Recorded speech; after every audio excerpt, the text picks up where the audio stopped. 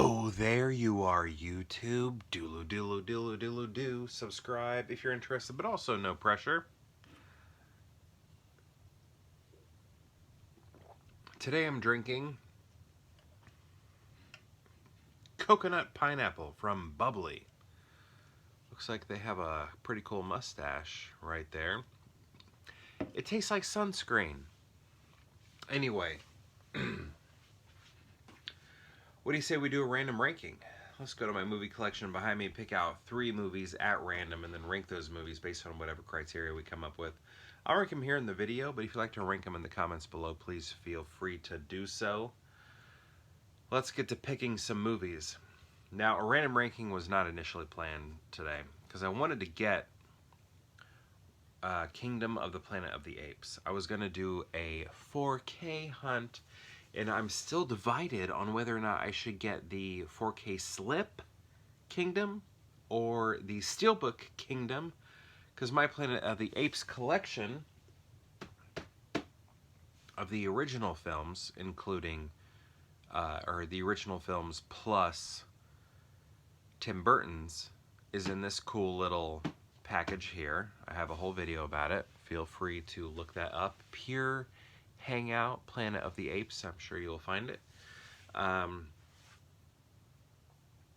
And then the newer trilogy I have in DVD. So I'm trying to think, what do I need to do with this new trilogy that's going to come out? The Slip, or the Steel? I love the visuals of the Steel, but Steelbooks, I'm trying to stop buying them. I'm trying to end my purchase of Steelbooks just because I feel so stressed out when I own them, because what if they get scratched? What if they get dented? And all that. You know, now I'm stressed out. Anyway, what do I pick up? Let's get those movies. All right. Maybe one right here. Maybe one up here. And then maybe one down here. Let's see what that does. We got to make sure I've seen these films. We also have to make sure it's not something that I've watched or ranked recently. You know what? This is fine. All right. First we have Harold and Kumar Escape from Guantanamo Bay. I was okay with this movie, kind of. But it's definitely not as good as the first one, and definitely not as good as the third one. And here's the issue. The first one made it seem like they were going to go to Amsterdam, and this movie should have been Harold and Kumar go to Amsterdam. Sure, they kind of show the Amsterdam section, but this is what this movie should have been about. Escape from Guantanamo Bay. I don't know, it was a little silly. There was like a George Bush impersonator, one-eyed person right there. I don't know. I still had fun with it. NPH is in it, and he's hilarious in it because he's playing like himself, but like a different version of himself, not like an actual version of himself. It's really interesting the way they handle that. But I mean, I still like it, but I still wish it was Amsterdam, you know? I still wish it was Amsterdam, because that's where the first film leaves us off. Next we have one of the origins of my handlebar mustache. Gangs of New York. That's right, Daniel Day-Lewis, who helped inspire this thing that you see upon my face. Now, if we want to search for a true origin, it's probably more Val Kilmer as Doc Holliday in Tombstone. But what made it actually happen was DDL and Gangs of New York. Made me actually do it. Give me that handlebar mustache. So, he's not the initial inspiration, but he's the one that sort of like kicked me in the butt. That was like, all right, we're doing this. We are having a handlebar mustache on my face. And I have held on to, well, I haven't held on to a handlebar, but I think I first grew my mustache in this length when I was probably a junior in college. That's right, yeah, junior in college. And then, played with the whole curl bit. But I don't think I photographed myself with handlebar until maybe '07, somewhere around there.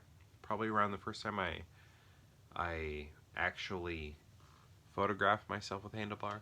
And then, then I just kind of played around with it, brought it back, got rid of it, brought it back, got rid of it. But ever since I've been on YouTube, I've kind of kept it. So it's been around. This one's been around for probably 5 years. I've had this for 5 years. I've been on YouTube for 4, but I had it for about a year or more before. But anyway, I really like Gangs of New York. I like the cartooniness of it, of the costumes. I think all of that is really fun. I love the acting in it. I always kind of talk about how Cameron Diaz is the weak link. Even though that's true, she doesn't kill the film. I really like this movie. I think it's good.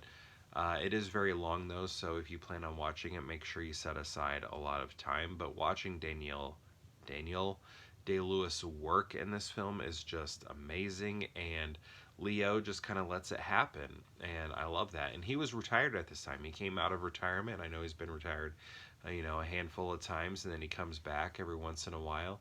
And Scorsese and Leonardo DiCaprio were able to lure him out of retirement to come back to acting for this film, and I think it was great. And I don't think he was nominated. It had 10 nominations, including Best Picture. I can't remember if he was nominated or not, but Daniel Day-Lewis is great in this. Next, we have the very first DVD that I ever owned. If you followed this channel before for many years, since the beginning, you might know what this movie is. Maybe you've heard me talk about it before. And that is, who wants to guess? I'm going to give you 4 seconds. 1, 2, 3, 4. K-Pax. Hello, I'm talking about Jeff Bridges here. I'm talking about Kevin Spacey here. I'm talking about other people here. So this is a movie where the entire time, and I don't think it's ever answered, where we're asking, is this person right here, who Kevin Spacey is playing, is he an alien or a human who is suffering from some mental issues, delusion, mental health problems? Which one is it? What do you think? Which one? Because honestly, I don't know. I think I stand in he is suffering with some mental health issues. But I do love the idea, which is completely plausible, because even the dude, Jeff Bridges, sort of has some doubt, right? And I think I love, even though I think he's human throughout the entire film, I still love the idea that he is an alien. So, I don't know. What do you think? There's some spoilers here. I guess I've kind of given some stuff away, but the movie doesn't shy away from it early on. But I'm curious, what do you think? Also, whenever I watch this movie, or think of this movie, or anytime I think of food that's not super hot, I think of this movie, because there's that one resident in the facility that he is being housed in that does not like lukewarm food, and I always think of him whenever I'm eating lukewarm food. So this movie has made an impression on my life. I think about it quite a bit because of that guy who does not like lukewarm food. But anyway, my question to you is, well, my question to myself is, how would I rank these? And I think,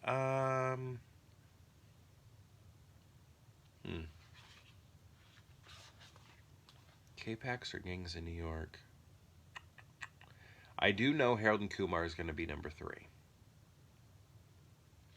If it was Harold and Kumar 1, I'd probably put it at number 1. But Harold and Kumar 2 is going to be number 3. Harold and Kumar number 3 could probably be 2. But what are we doing here? I think I might pop Gangs in New York up at number 1 because of the costume design.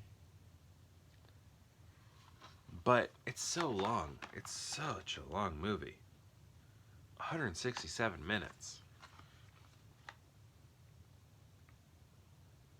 2 hours, 1 minute. Man, this is kind of tough for me right now. All right, I'm going to base it off costumes. Costumes and Gangs of New York is awesome. It's like gang wear, right? It's like they're wearing gang wear. So costumes are putting this over the top. I'm going to put Gangs of New York number 1, followed by K-Pax, then Harold and Kumar go to Guantanamo Bay. Escape from Guantanamo Bay. But my question to you is, have you seen these movies? These 3 right here. And if so, what do you think of them? And if you've seen all 3, how would you rank them? I'd love to know. Let me know in the comments below, and perhaps we'll see you tomorrow for more Pure Hangout.